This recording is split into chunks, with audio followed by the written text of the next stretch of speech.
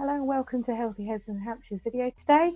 Today we're speaking to Anne from Planet Aware, and the focus of the talk is about the environment and connecting with our environments and the mental health benefits that can come from that, being able to kind of really be present with where you live, or actually seeking out environments that will help you focus but also kind of support your own mental health and that of those around you. So thank you very much for watching. Okay, so welcome, Anne. Could you tell me a little bit and everyone that's listening about Planet Aware and the summer challenge that you're running, please? I certainly will, Claire. So Planet Aware, we're an environmental social enterprise. We run events and projects that are all about getting people to connect with their oceans, with their seas. And we do this by getting people to be a bit more mindful, a bit more understanding about their environment. And we have a motto, which is do more, but while using less. And with the oceans, people kind of think of this straight away as being around single-use plastics, and plastics, it's a very visual issue, and especially after David Attenborough in 2017 and the Blue Planet too. But for us, sort of using less is all about the bigger picture as well. It's around the climate emergency, it's around the loss of biodiversity. So there's lots of things going on within Planet Aware, lots of subjects that we talk about. And for us, the summer challenge, I think the Planet Aware Ocean Challenge this summer is an opportunity to get people to connect with those oceans, to get out there with a purpose, with meaning. And there are 7 challenges to complete. And the idea is you do as much or as little as you want. It's not that you've got to do it all, but it's just an opportunity to get out, learn, give something back, take a little bit of time to connect with nature, but also, and this is one of the most important things, is to share your story with other people, because for us, it's all about making change, and change happens when people talk to other people about the differences that they brought into their lives. And I was just thinking, change doesn't happen because we each live perfect lives. Change happens because we make changes and we share those changes with other people and inspire others to make the change. So one of the key things about the Ocean Challenge this year is around telling people about your story, telling people about your journey. And this connects with another project that we run, which is called My Planet, My Voice, which is around using the arts or letter writing or anything to actually talk to other people, to talk to people in power, to talk to the people that own big business and stuff, and tell them why you want to see change, why it's important, tell them about your story, why you've learned about this particular issue. So that is really, really important. It's the making change side of it. So that's it in a nutshell, really. So 7 challenges, and you can do any of these challenges, and it's the first year that we've done it, so we're just testing it out. So we'd love your feedback to say what you'd like to see that's different. And I also want to mention that it came from an original idea by a Portsmouth University student, Kai Grundy, who contacted Planet Aware, wanted to sort of run some sort of volunteering, to do some volunteering with us. And the original idea is that we would run each of these individual challenges as a sort of face-to-face activity. So we might do a beach clean, or we might do a rock pool ramble, or so on, or do some beach art. But of course, like many of us, lockdown hit, and all the things that we thought we knew and thought we could do were just thrown out the window. And I think as well, environmentally, it's been a hugely challenging time for us, because certainly we've seen a lot more use of plastics, a lot more single-use plastics, because plastic is important to people to help protect them from the challenges of COVID-19. But also it's a big issue, it's a big problem. Certainly the single-use plastic that we've seen sort of being thrown away on beaches is it's almost on the rise again. So this is a really, really important time to reconnect with nature. And there's been some interesting research literally just published about the importance of nature and the importance of connecting with our seas and our oceans in particular, and that actually going and connecting with the sort of environment that we want people to go out and find in the Ocean Challenge is actually really, really positive for well-being, and probably better than most other. Nature's great, we know that nature's great to connect and boost well-being, but probably connecting with certain types of coast is kind of like it's one of the best ways of boosting your well-being in nature. So there we go, that's it in a nutshell. So what is it that's made you particularly interested and passionate about environmental concerns? I think that's a really good question, because it's so hard sometimes. Some people know when their journey starts, they have a single moment where inspiration or change. But for me, I think when I look back at my childhood, I think for me, my mother was my inspiration, and she was one of those people that could find a use for everything. So she was an expert in keeping things in use for longer, which is one of like Planet Aware's sort of mantras, is that, you know, make everything that you own or that you have, you know, do more for itself. So, you know, work harder for and last for longer. But I think probably the most important thing when I was growing up is that I lived in a family where both my parents worked really, really hard, but my dad grew his own vegetables. We had a big garden full of vegetables, and my mum cooked. She home cooked. She had a job, but she home cooked. And I think the idea of sitting down in front of a plate of home cooked food and going, nah, I'm not going to eat that, when, you know, the two people that you know are brought up to respect the most in your childhood are sort of standing there and saying, we made that food, we put it on your plate. And I think for me that the idea of waste, not wasting things, was something that sort of was just a natural part of my life.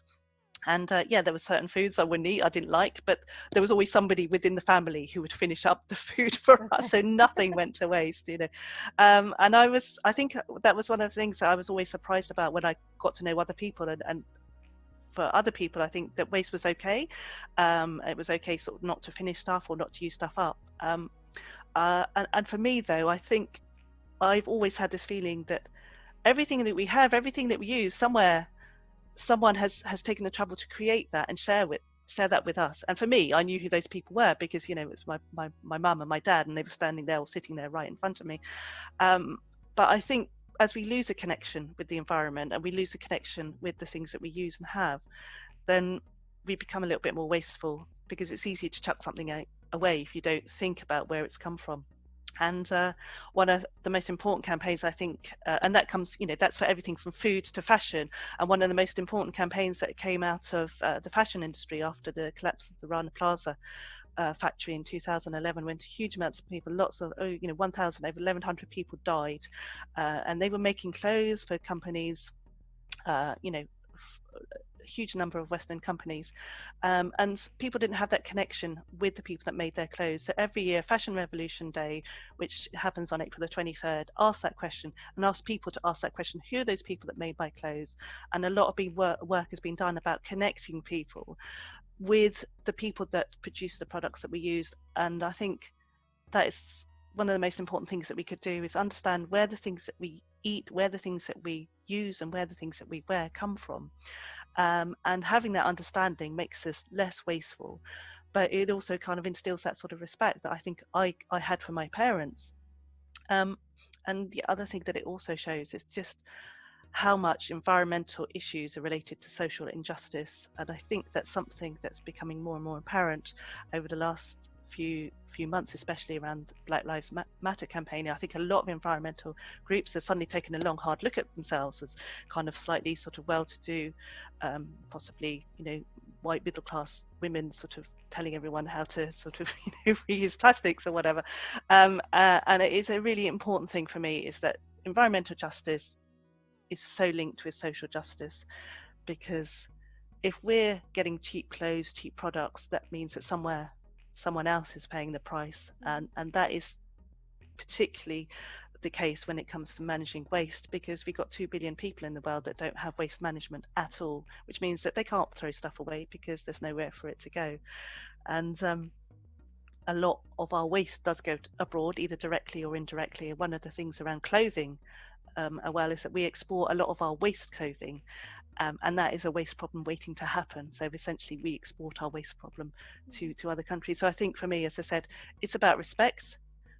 But as I got older and older, I realized just how much that this issue of environmental justice and environmental fairness was linked to social justice. And I think for me, that's the crucial issue. Mm-hmm. So, and I guess what we're talking about here is this kind of interconnectivity of subjects. So, you know, when somebody thinks of the environment, they kind of think, okay, well, that's the thing, I'll focus on the environment. But actually, lots of the subjects that we talk about with Healthy Heads in Hampshire, they all interconnect. They're all around us as an individual and our mental health. But then it expands into our community and our wider community. And actually, what you're talking about is this exchanging of things in the world, but actually that are connecting people and the different ways that they are living their lives. So yeah, it's that. I suspect for some people, and certainly there's been times for me with environmental kind of challenges and thinking that way, it's I'm not doing enough. And I wonder if sometimes that scares people off a little bit, is that I can't live in this purist way, the kind of very best, the good enough way, and perhaps it scares people off trying, or making that first step, or doing something a bit differently in their lives. I think that's a really, really interesting point. Firstly, just to follow up what you were saying about connection, because connection is everything. Connection, is everything the way that we live our lives. But in terms of being a little bit afraid to kind of sort of take that step and make that change, I think it goes back to what I was saying. Is that we can be perfect in solitude, but that's meaningless. And I think also it works against change, because I think what can happen is that for a small minority of people, and I think I count myself in this occasionally, is that we get so concerned and anxious that we have to do everything right and everything perfectly, that we don't then look out and sort of go, do you know what, it's okay to not be the best every day and be perfect. It's the intention. It's the intention. It's the intention to I hear yoga teachers talk about this. What is your intention for the day? And your intention is to be the best that you can be within the constraints and confines of all those other things that are happening in your life. But also it's very easy as well, I think, on a bigger picture. It's very easy to be lost in that, because for big companies it's great if they just see people kind of struggling with things on their own, but actually we're much more powerful together. We're much more powerful when we connect and say, oh, you know what, it doesn't matter you drive a car or that you went in an aeroplane last week. The fact is that you want change to happen, and you've made a change and you've made a step, and that we work together, because if we don't connect, we can't make change. And so I would just say, it doesn't matter what you do, take a step, take any step. It could be when you go for a walk today, you pick up one piece of litter and then you tell someone about that. It doesn't matter anything you do is a step. So don't be afraid. It's not about the end, it's about the journey. Okay, yeah, that's a lovely way of looking at it. One of the things I noticed when I was looking at the website, looking at the summer challenge, was that it kind of connects quite well with the 5 ways to well-being, which has been around for quite a while now, and it's a kind of really simplified way to kind of look at your mental health and to look at areas that perhaps you're doing really well and areas that might be a bit more difficult. So the 5 elements of it that are well kind of talked about and documented are connecting with others, being active, taking notice and kind of being curious in your environment, to keep learning, and then to give. And it's quite interesting how well they kind of parallel alongside the challenge that you've kind of set up to run over the summer. Yes, and I think it wasn't deliberate. Maybe it's just something in our head that we think about, that well-being is, and that connection with the sea is kind of always there. But yeah, you're absolutely right, Claire. I think some of the challenge certainly almost tick every single one of the boxes. But yeah, certainly within the challenge, all of those five things are ticked. I mean, if I just take one example, so one of the simple challenges is to go and do a quick beach clean or a quick litter pick, and it made me think that after David Attenborough's Blue Planet 2 came out at the end of 2017, the first beach clean that I ran, which was in January 2018, normally we would get sort of 6 or 7 people come along. I had sort of like 55 people turned up, and it was really interesting to reflect why that might be. And I think thinking of it in terms of the 5 ways to well-being is that people wanted to connect with their seas, they wanted to do something, they wanted to give something of their time. So straight away they were their reaction to seeing some of those really difficult subjects on Blue Planet 2 around the way that we're harming the coastal environment and the seas, they reacted by wanting to do something, maybe to make themselves feel a little bit kind of more positive, more better about it, and to take action. So certainly beach cleaning, you're active. Certainly there's a lot of coast to cover when you're beach cleaning. You're connecting with others, you're connecting with the sea, you're giving something. There's also possibly an element of curiosity around it as well. And also one of the challenges that we're looking at is around nurdle hunting, and I don't know if you know about these things. Well, no, I'd had to research about nurdles. I'd never heard this term. I quite like the word. I don't like what they are, but yes. I quite like the word.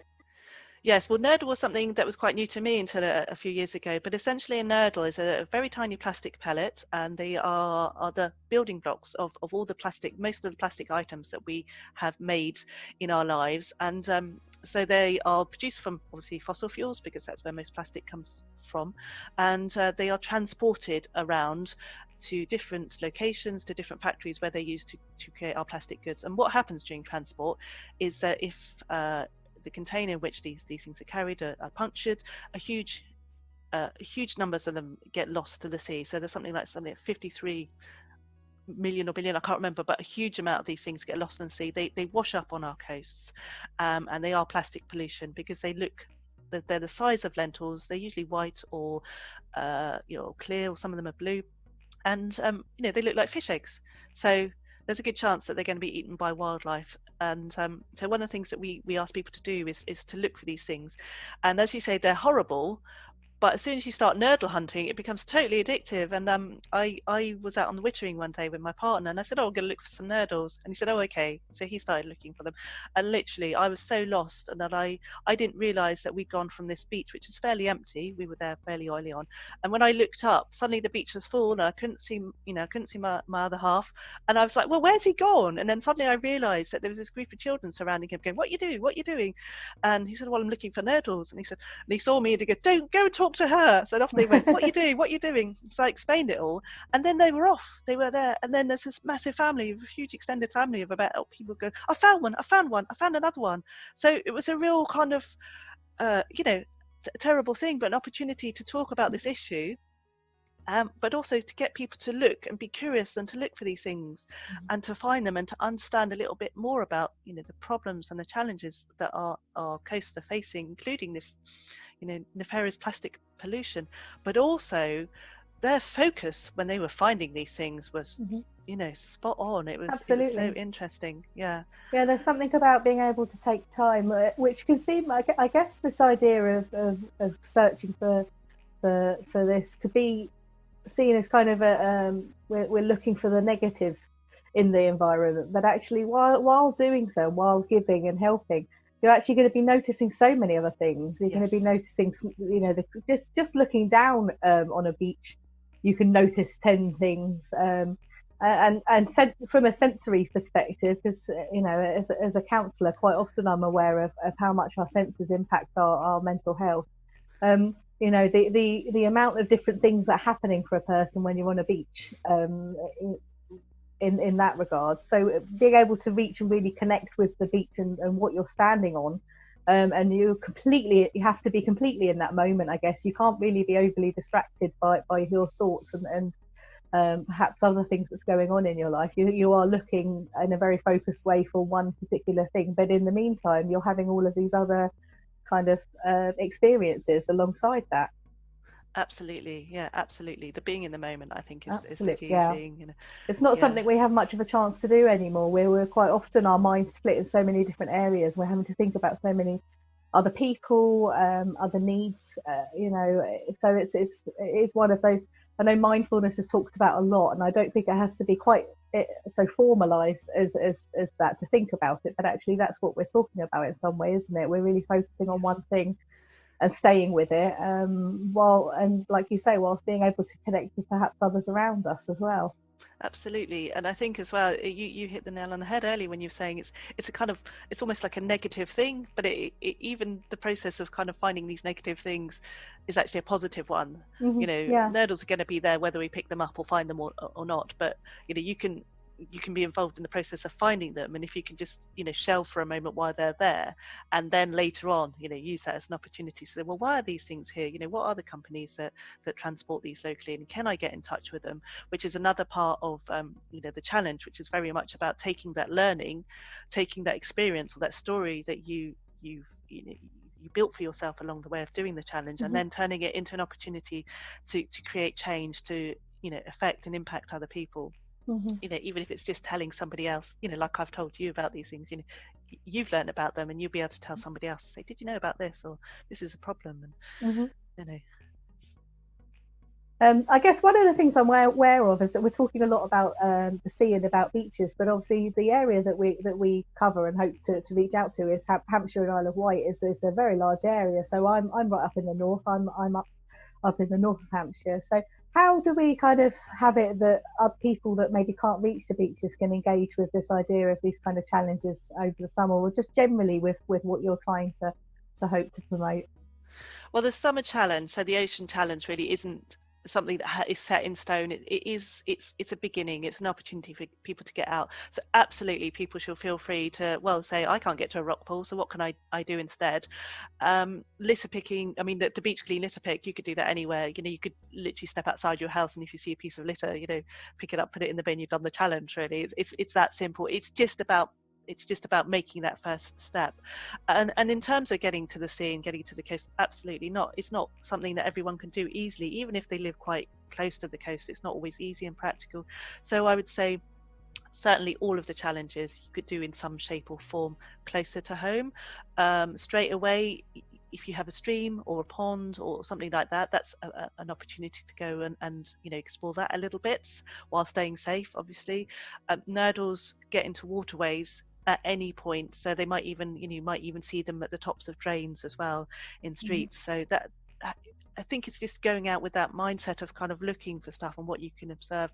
And the other thing I would say is as well, the Hampshire and Isle of Wight Wildlife Trust, who we know quite well, they cover the whole of Hampshire, so they might have some alternatives. So if you can't go rock pooling to find your nature, they have, for example, things like around the big butterfly count is another piece of sort of citizen science thing that you can do. So there's lots of ways to connect with nature that don't involve going to the coast. It's just because we're based in the Solent, so that's kind of our bread and butter a little bit. And as I said, we've got 200 miles of coastline, you know, to connect with. But yeah, totally. Yeah, just go anywhere, even in a garden. You know, if you have a garden or a friend's garden or a park, there is an opportunity to just look a little closer at flowers, just observe.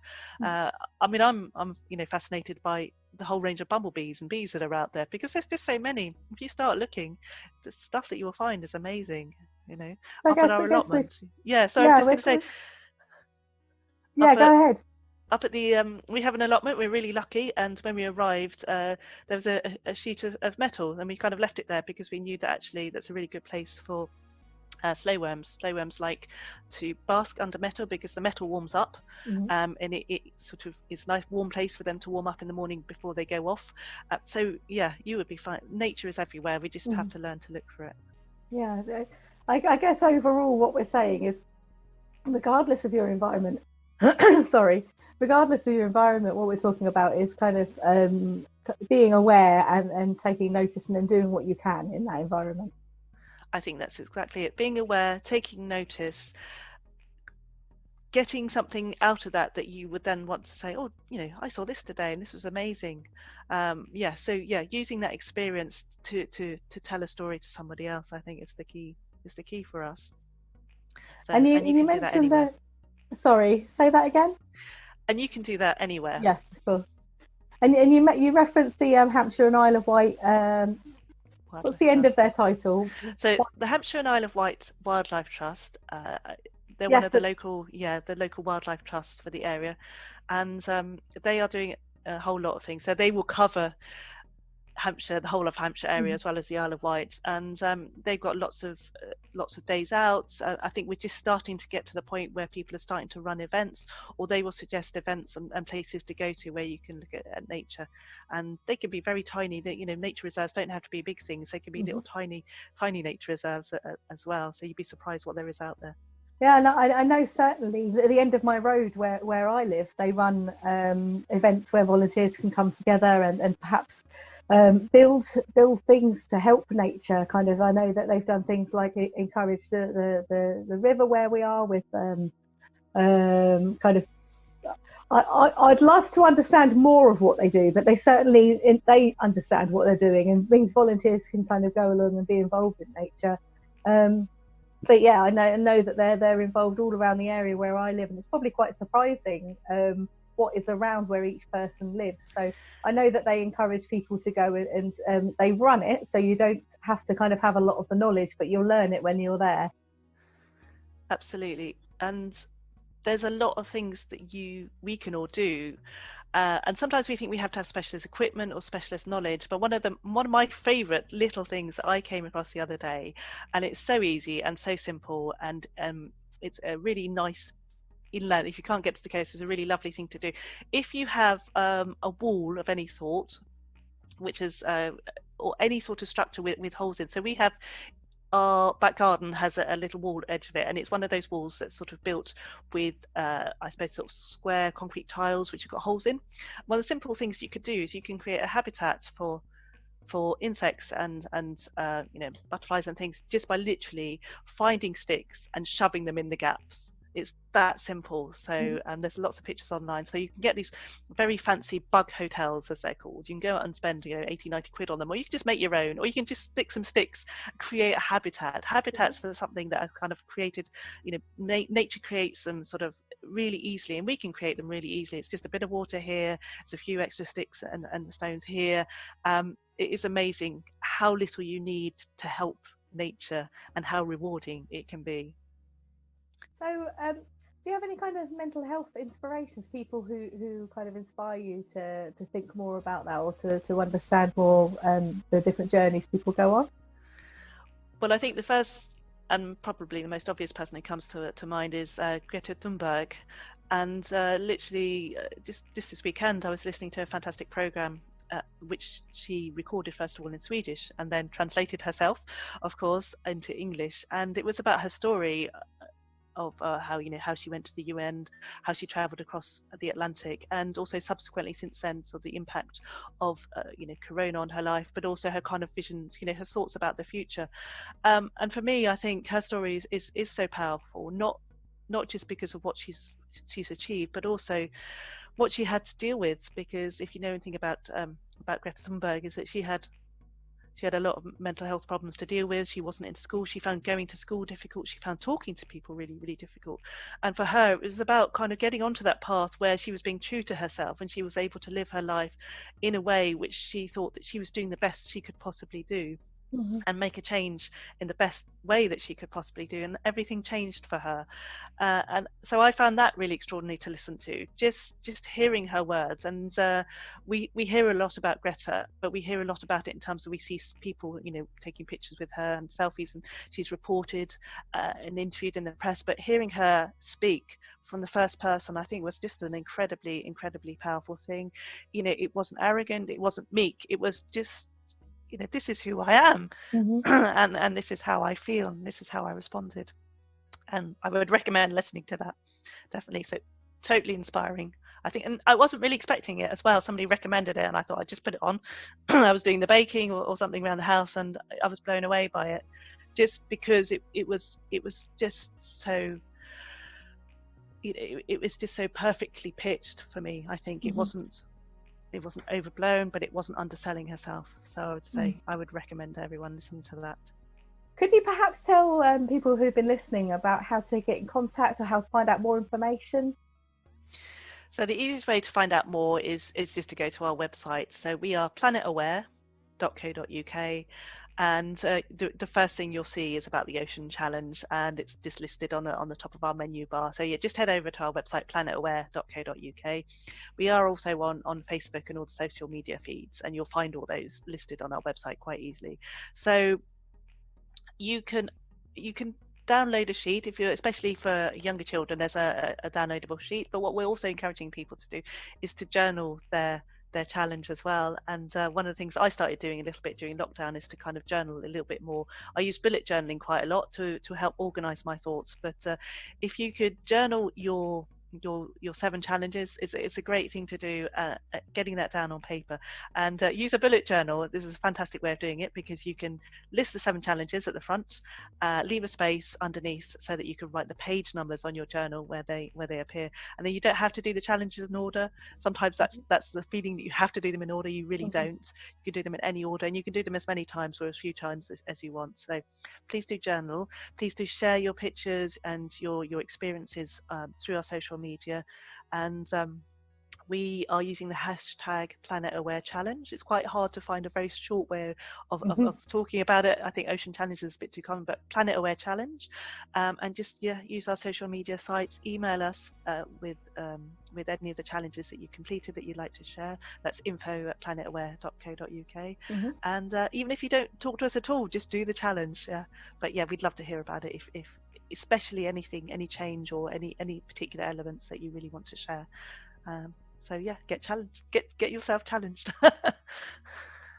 Okay, so well, I just wanted to say thank you to you for talking to us today. There's certainly been a lot to learn about and much more to think about. So it's got my kind of mind going about what I can be doing locally, and hopefully some of the people watching have found ways that perhaps they can support their own mental health, and I guess just the happiness of the maybe family unit they're in, and being able to have a task to go out and achieve together. I think sometimes it's quite difficult to think of things to do together, especially while we've had all of these changes going on. But all of these things you're talking about are things that people can do in their local environment with their family or with friends, or just maybe to set up things within the community that obviously are following any of the restrictions in place at the moment. But they all sound like wonderful ideas of ways to incorporate making changes with supporting their own mental health. So really, yeah, thank you very much for talking to everybody today. Really do appreciate it. Thank you very much for having me here today, Claire. It's been really lovely to talk to you. Thanks.